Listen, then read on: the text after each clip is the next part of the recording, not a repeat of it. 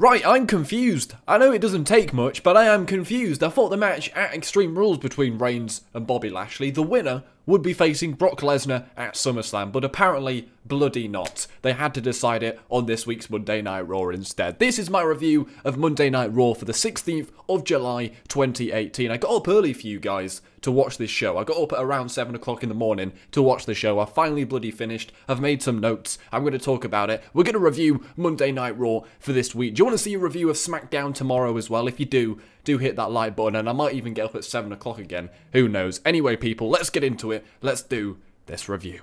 Right, so Kurt Angle kicks off this week's Monday Night Raw, and he's like, Brock Lesnar, I'm stripping you of the title. Bloody do it, mate. Just do it. Paul Heyman comes to the ring, and he's like, don't strip him. Don't strip him of the title. Definitely don't do that. So Paul Heyman says Brock Lesnar will be at SummerSlam. He's not here tonight, but he will be at SummerSlam defending the title. Kurt Angle pretty much said he was going to strip Brock Lesnar of the title if he wasn't going to be on this week's Monday Night Raw. He wasn't on this week's Monday Night Raw, but apparently he's happy that he's going to be at SummerSlam. What's all that about? Just strip him of the title, mate. That's what you said you were going to do. The crowd were chanting, strip the title. I mean, what else do we have to do? You said you were going to strip the title on this week's Monday Night Raw. Brock Lesnar didn't turn up. Brocky Lesnar did not turn up.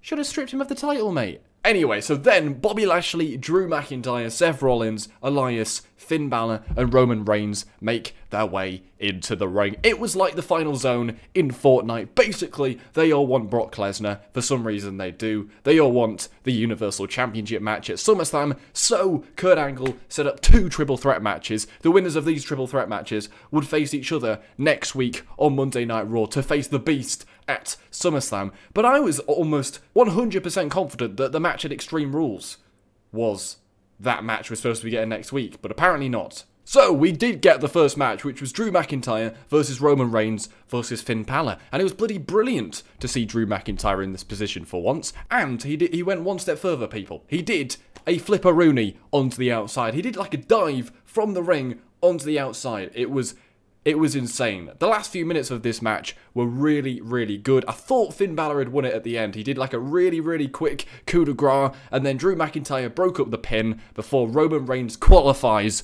with a spear on Finn Balor. What a surprise, but a very, very good match. Next up, we got Dolph Ziggler against Bobby Roode, and Dolph Ziggler cut a pretty decent promo. He cut a pretty decent promo announcing it was actually the first time in 17 years the Intercontinental Championship had main evented a WWE pay-per-view. He said it was his fault. I'm not particularly sure if it was. Now, Bobby Roode interrupts him, and Bobby Roode wants an Intercontinental Championship match. Have you earned that, mate? I'm not particularly sure. Dolph Ziggler agrees to the match, and then goes, wait, I didn't agree it for the Intercontinental Championship. I just agreed to a match. You cheeky, cheeky shit. We did get a pretty awesome back and forth match between Bobby Roode and Dolph Ziggler. There was actually a kick out from Bobby Roode after he'd been hit by the zigzag. I thought it was all over. It wasn't, but then Ziggler won with a super kick anyway, so it didn't really matter. I mean, if you think about it, Bobby Roode should not be in this position right now. If they had booked him right in the last few months, he should be in the Universal title picture. Why isn't he in these qualifying matches? He should have been. He deserves it. He deserves so much better booking. But here, he lost to Dolph Ziggler, so it doesn't really matter. Next up, we got Mojo Rawley beating Tyler Breeze. Who gives a shit, mate? Who gives a bloody shit? So, Mojo Rawley used the Alabama Slam as his finisher. And I know Mojo Rawley is a heel, but I fucking hate him. I cannot stand this guy on my TV. I don't know what it is. He's just really bloody annoying. And it's not because he's a really good heel and he makes me hate him. I just can't stand the guy. I just can't stand him. I don't know what it is. Do you guys agree with me? Is it just me? Am I going insane? I don't know. So Tyler Breeze lost this match after the Alabama Slam, and now I'm wondering, what are they going to do with Tyler Breeze? It was announced last week that Fandango is now injured. He's going to be away for some time. So what are they going to do with his tag team partner Tyler Breeze on Monday Night Raw? To be honest, I'd completely forgotten they were now on Monday Night Raw. I thought they were still on SmackDown. But maybe they could try something different with Tyler Breeze now that he's going to be on his own for a little bit. Next up, we have Sasha Banks and Bayley versus Alicia Fox and Dana Brooke. Apparently, if they didn't get along here, one of them would be going to SmackDown Live, which would actually mix things up a bit. Sasha did actually end up getting disqualified when she was kind of helping out Bayley by taking down Alicia Fox and Dana Brooke, but you can't do that because you were not the legal participant in the match. So I'm guessing this is going to be continued next week, and we will see how it continues, but I wasn't too impressed with this. He didn't really do a lot. So the B team then took on the Ascension. What a great first match for the new champions, the B team. I joked in my Extreme Rules predictions video that the B team are less credible than the Chuckle Brothers to be the Raw Tag Team Championships. What has happened to the Raw Tag Team Championships? I have no idea. This was a terrible match. It did absolutely bloody nothing. Pointless match where the B team won, and what a waste of time. What are they doing with the Raw Tag Team Championships? They showed the revival during this match. You've got AOP. They should be at the top of the division, not the B team. They might be entertaining. They might be kind of funny, remotely funny, but they should not be the champions of the tag team division, let's be honest. So we then got Alexa Bliss and Mickie James. Alexa Bliss taking the time to gloat about her win at Extreme Rules. The funniest thing she said was her biggest muscle was her brain. I thought that. Quite like that line. Ronda Rousey then goes mental chicken oriental. Not for the first time. She went mental chicken oriental at Extreme Rules. She did it again at Monday Night Raw. Apparently she's banned. She's suspended from Monday Night Raw. But that apparently doesn't mean anything because she just came anyway. She comes from the crowd, almost breaks Alexa's arm, but Kurt Angle saves the day. And for some reason he says, well, you're still suspended, but if you carry out your suspension and I'll add another week onto it, you can get a match at SummerSlam. I mean, that's a great message you're sending out to the whole roster, isn't it? I mean, just try and break people's arms and we might just give you a match at SummerSlam. But I'm not going to complain too much because I really want to see Alexa Bliss versus Ronda Rousey. That could potentially be one of the best matches on the show. It's going to be good, people. It's going to be good. Right, so following that, we then got two very pointless matches. The WWE wonder why fans complain so much that the show is 3 hours. It's because you fill the time with stuff like this. So the first thing we got was AOP beating Apollo and Titus O'Neil. Who gives a shit? Who absolutely gives a shit? These guys should be in the title picture, not facing Titus Worldwide. Next up, we got Sarah Logan beating Ember Moon. Now, to be fair, it was a pretty good match. It was decent. It just felt like a bit of a waste of time. I mean, what does this really mean? Apparently, it was actually Sarah Logan's first singles victory since coming to the main roster. That's insane.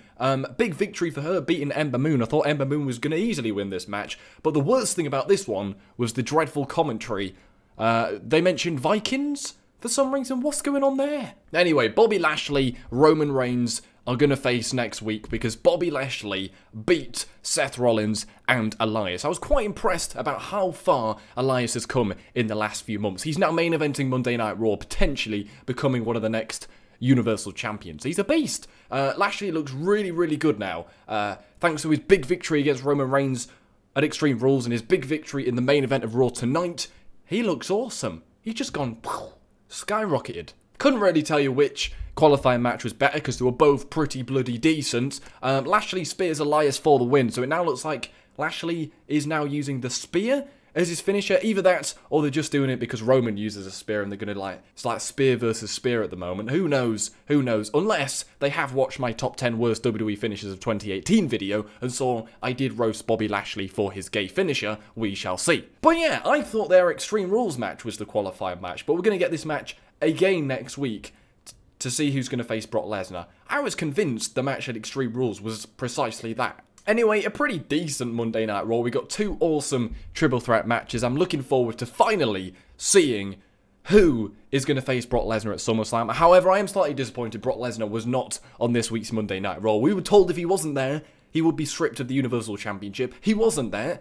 but Kurt Angle pussied out. Stop being a pussy and just relinquish the title, mate. That's what we were told, so I was expecting either Brock Lesnar was going to be on this week's Monday Night Raw, or we were going to crown a new Universal Champion. Didn't bloody happen. Anyway, pretty good Monday Night Raw. We didn't get any Braun Strowman, really. I think he had a commentary backstage, and that was about it, but I'm not surprised. I think he's going to continue his feud with Kevin Owens, but I think we'll let Kevin Owens off, because he went through that table at Extreme Rules, so I think it's alright. But anyway, Bayley against Sasha Banks. To be continued. It wasn't that good this week, but it's going to be continued. Ronda is going to pretty much face Alexa Bliss at SummerSlam for the championship. That should be pretty great. SmackDown's tomorrow. Do you want to see a review of SmackDown? Do let me know down below. Anyway, thanks for watching, people. Check out these other videos and hit that like button. You might also want to subscribe and follow me on everything, such as Twitter, Facebook, Instagram, Twitch, Snapchat. It's at Tom Cushney on all of those. Just search it. Description, it's all in there. Take care, spike your hair.